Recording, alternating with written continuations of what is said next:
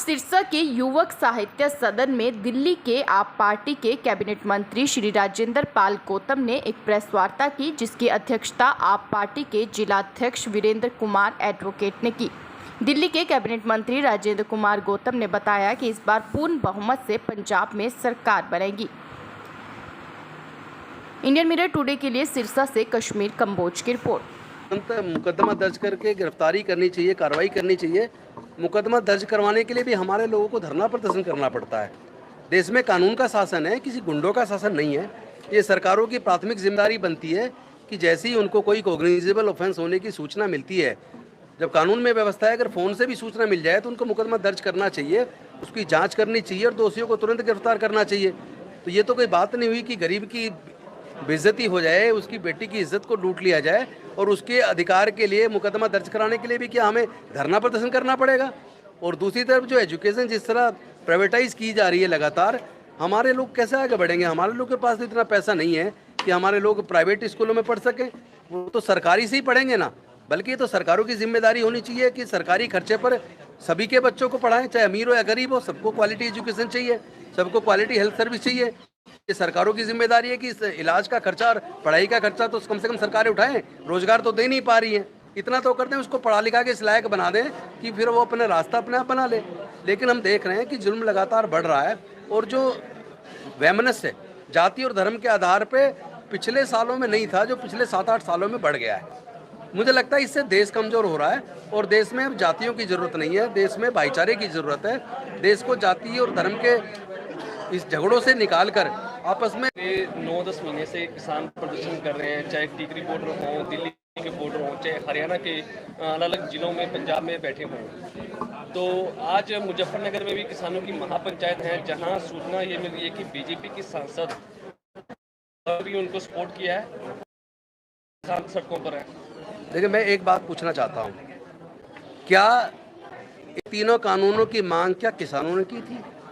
किसानों ने इन कानूनों की मांग नहीं की, किसानों ने तो मिनिमम सपोर्ट प्राइस की मांग की थी।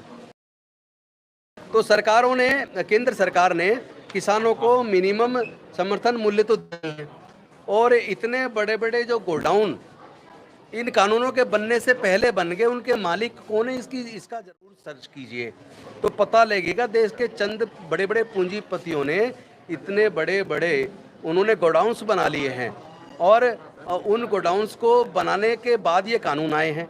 इसका मतलब कानून गरीब किसानों के लिए या किसानों के लिए नहीं बने, बल्कि ये जो कानून आए हैं ये बड़े बड़े पूंजीपतियों के लिए बने। दूसरी बात, एक व्यवस्था और हुई है। पहले क्या था कि जो उपज होती थी, उस उपज को कोई भी अपने यहाँ गोडाउन में एक सीमा से ज़्यादा नहीं रख सकता था। अगर एक सीमा से ज़्यादा रखता तो काला बाजारी के अंदर उस पर मुकदमा दर्ज करके उसको जेल में डाला जाता। लेकिन यहाँ तो मतलब पूरे देश की फसल को खरीद के ये बड़े बड़े पूंजीपति अपने इतने बड़े बड़े गोडाउन्स के अंदर पैक कर लेंगे और जब जनता में उसकी डिमांड होगी तो कई गुना ज़्यादा दाम पर बेचेंगे, तो किसानों को तो फ़ायदा होना नहीं है। तो मोदी जी अपने बड़े बड़े उद्योगपतियों के, जिनके पैसे पर वो चुनाव जीत कर आए हैं, जिनके बड़े बड़े जो चैनल खरीद कर उनके माध्यम से उनका प्रचार हुआ है, वो उनकी वफादारी उन बड़े पूंजीपतियों के प्रति है, उनकी वफादारी देश के मजदूर और किसानों के प्रति नहीं है।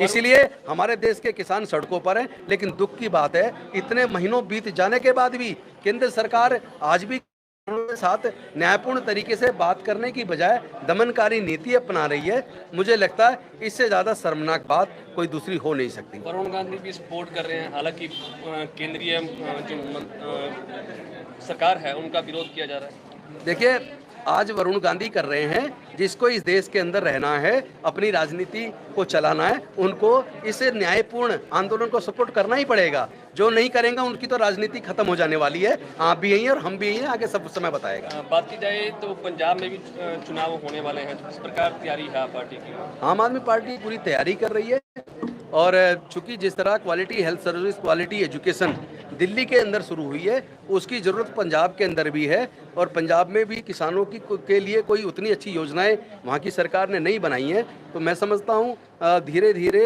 पंजाब के लोग इस बात को समझ रहे हैं कि उनका भला ना तो शिरोमणि अकाली दल बादल ने किया है, ना उनका भला कैप्टन जी के नेतृत्व में कांग्रेस ने किया है। तो उनके पास तो ऑप्शन के तौर पर आज एक इतनी अच्छी ईमानदार पार्टी आम आदमी पार्टी के तौर पर जो उभर कर आई है, इतना अच्छा ऑप्शन है और उसको पंजाब के लोग पसंद भी कर रहे हैं। मुझे पूरी उम्मीद है इस बार आम आदमी पार्टी बहुमत से पंजाब में सरकार बनाएगी। दूसरी पार्टी चाहे कांग्रेस है, बीजेपी है, चाहे अकाली दल है, दावा करेंगे कि सरकार बनाएंगे। दावा तो सब करते हैं। आप कभी चुनाव के अंदर जब गिनती चल रही होती है, आधी गिनती पूरी हो जाती है और जो बहुत ज़्यादा पिछड़े हुए होते हैं वो भी ये कह रहे होते हैं कि नहीं नहीं आगे तक गिनती देखिए, जीतेंगे हम ही। पंजाब, हरियाणा, हिमाचल की खबरों को जानने के लिए चैनल को सब्सक्राइब जरूर करें।